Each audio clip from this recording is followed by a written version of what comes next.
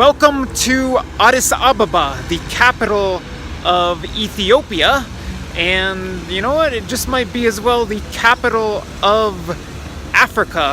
I am Josh Friedman, and I'm coming to you from outside the headquarters of the African Union. This 20-story office building behind me, which I believe is 99.9 meters high, is indeed the headquarters of the now 55-country African Union. There's also another building which you can't see so well. The glare isn't the greatest, but so yeah, this is the headquarters for the union, and specifically its commission, and the attached building, I believe, is where the assembly is held, where the 55 member states gather, I believe, every other year, and they hold an assembly. That takes place right here in this complex as well. The entire complex was built by the Chinese State Engineering Company, and it was funded by the Chinese government. Somewhere around here there's, I believe, some symbol with two hands that's supposed to show the friendship between China and Africa, and there are many storylines surrounding China with regard to this building. There were media reports suggesting that the Chinese had bugged the building, and that there were documents and information being sent directly from computers here to China, and that there were audio recordings being sent from here to China. The Chinese government flat out denied it, and I believe the African Union denied it as well. But nonetheless, there are strong ties between China and Africa, as I've been discussing on this trip, and that might not be visible anymore. It might not be more visible any place other than right here in Ethiopia, and specifically in Addis Ababa. The Chinese have recently constructed some infrastructure projects as well. Maybe I'll be showing you one of them, but for now I want to talk briefly about this organization that is the African Union. So as I've already mentioned, there are 55 member states currently. Morocco was previously on the outside, but Morocco's now back in. And with Morocco's addition, and with there being 55 countries currently, the entire continent of Africa, or at least every country within Africa, is a member of this union. The African Union is very much designed after the European Union, just as the EU grew out of some predecessor agencies or organizations, so too did the African Union, and it basically grew out of some anti-colonialism agency. And it's been the African Union since just after the turn of the century. I believe in 2001 or 2002, that was the kickoff of the African Union, but it very much lags behind the European Union in terms of unity, even in the age of Brexit, and even with the scare of the EU breaking up. The EU is still, in terms of integration, very much more advanced than the African Union. Now there are clear objectives to integrate this continent economically, to some extent politically, but right now there are major obstacles to doing so. So, for instance, it's a couple key objectives are eliminating tariffs and visa requirements, or at least cutting down on the visa requirements. So in that regard, the EU is it's leaps and bounds ahead of the AU. Right now, there's a goal to create a single market in Africa, just as there's a single market in the EU.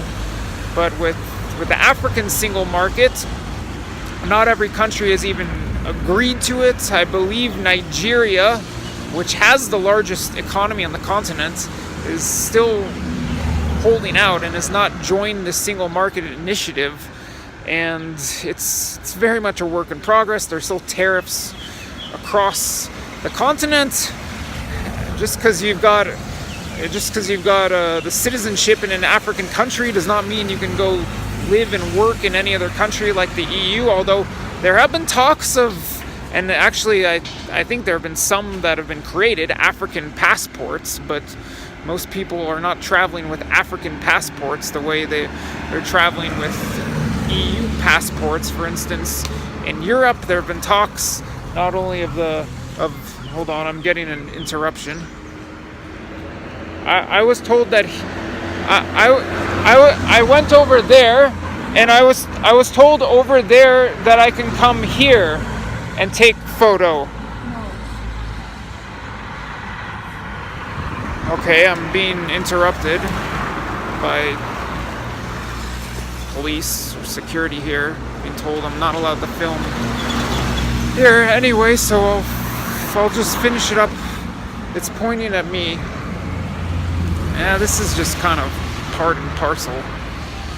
Yeah, so I was to say, not only there's this initiative to have African passports, but there are talks of a unified currency like the euro and calling it the afro, but a lot of these plans very much lag behind. And if you listen in on some of the major discussion items in recent years when they're having their assemblies and get-togethers, from what I've heard at least, and I haven't been following too closely, but from what I've heard, major items as of late have been handling refugee crises and migration on the continent, and handling major security issues on the continent. But I mean, they talk about a host of things. They talk about better governance, which is definitely a critique of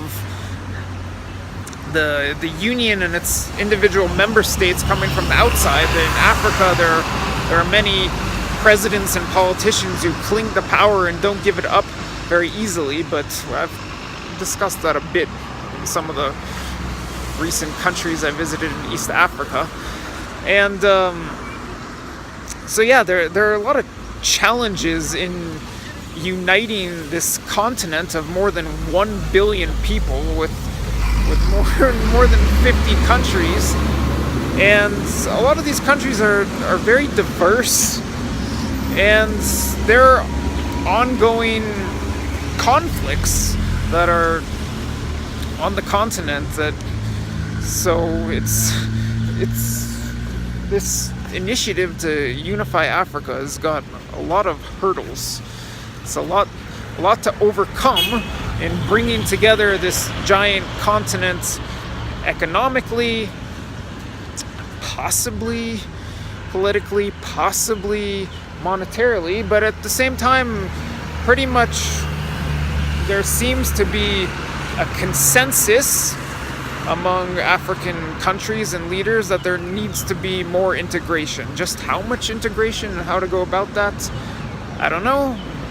We'll see what's going to happen in the years to come. But yeah, this is the African Union building, and I'm not going to show it to you one more time because I'm getting stared down by basically this soldier with a big gun who's giving me a not so nice greeting here. But I hope you enjoyed this look at the African Union and African Commission headquarters, and hope you enjoyed hearing a little bit about the state of this union, or lack thereof. I think it's becoming more of a union as the years go by, and I hope to be bringing you just a little bit more from Addis Ababa and Ethiopia. Unfortunately, I don't have that much time to spend here, but I'll try to give you at least one more video from this city, this capital of Ethiopia, and arguably the capital of Africa, before I depart the continent. So, amasaganalo, as they say here in Ethiopia. Thank you and goodbye.